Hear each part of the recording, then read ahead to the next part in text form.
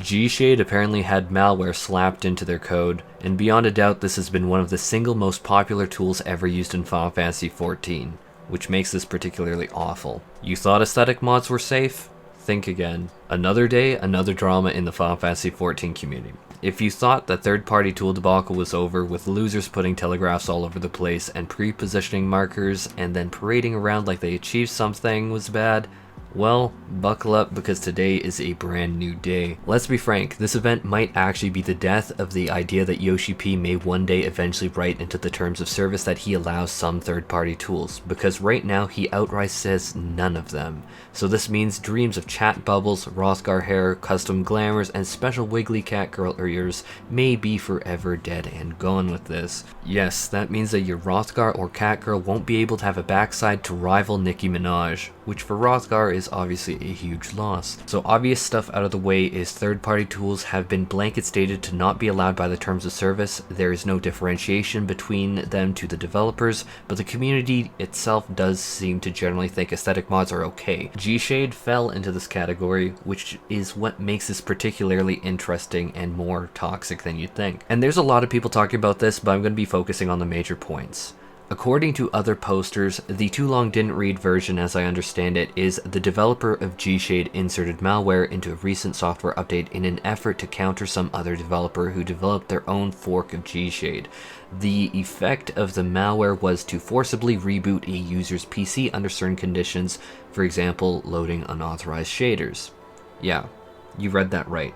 A so-called supposedly safe visual-only aesthetic mod can, at the developer's discretion, shut down your entire computer. Now, by a logical leap, the length of 1 centimeter, other things obviously could be worse. In fact, a Twitter post, I'll quote, menacingly said, "This guy just admitted that he implemented this specifically because of not Knight's installer software, and also claimed that if he did anything worse, that it would have been not Light's fault for distributing it to people and triggering it." The Discord post itself, shown in the picture, literally says, "This was meant to be a lesson to you specifically about taking this approach to the problem. Anything could have been in the payload and you'd have been responsible for distributing it to people and triggering it." Well, you hit the nail on the head for why people are going to always be paranoid from now on. They said anything could have been in that payload. They continue saying, "I chose a restart specifically because I wanted something that was still completely harmless, but slightly more noticeable than a quick process kill." Obviously that's ominous, and is one of the last things that you want to hear is a developer that literally installs something onto your computer into your game code to write. In terms of why this is happening, well, I'll cite another post that links to an extremely long post that I'll boil down to the developers are mad about competition that some other people were downloading. GShade's unique presets used for elsewhere. Imagine Wowhead and Icy Veins developers, both massive World of Warcraft fan sites going head to head and slamming each other into oblivion. And if it hasn't clicked yet, that's actually stupid and toxic, and if anything would deny the free market the ability to function and obviously reduce competition, which is something that at the end of the day obviously helps the end consumer. Having alternative sources of information is one of the healthiest things for end users of any product.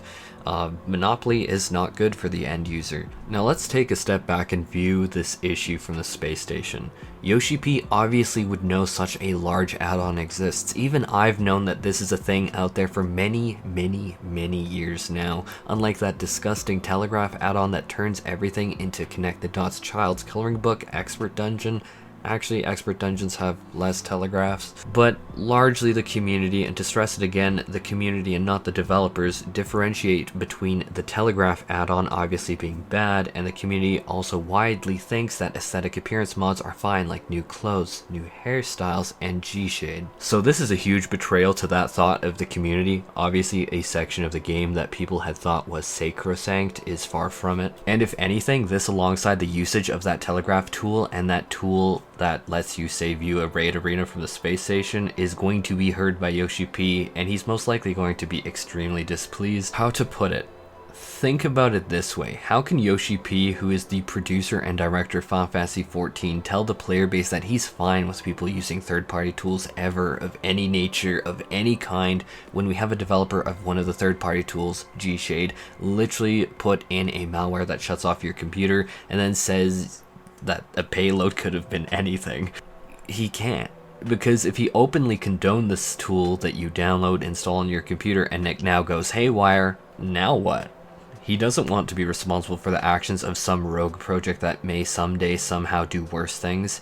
You see, when you download and install anything onto your computer, it should be common sense, but I realize that common sense isn't that common, but it should be freaking common sense that it can do a lot more to your computer, and this is why professionals use virtual machines or literally have completely separate computers. But you want the truth? This event might actually be the death knell of the idea that Yoshi P may one day eventually write into the terms of service that he allows some third-party tools, because right now he outright says none of them. So this means dreams of those chat bubbles, Rothgar hair, custom glamour, special wiggly catgirl ears, and Nicki Minaj behinds may be forever dead and gone. And just to reiterate, that's super sad for an even larger portion of the community, because a lot of people don't raid, don't care about it. I'd argue the mass majority doesn't. So telegraphs, obviously it looks awful, but that's a little bit more meh to the majority of the community, but a more hardline stance on this I could see upsetting a lot of people. There isn't really much more I can say. I don't use these shader add-ons, I never have. Frankly, I think the base game looks fine, and I've never felt compelled to do much more than the built-in to the game G-Pose with its own lighting options for screenshots.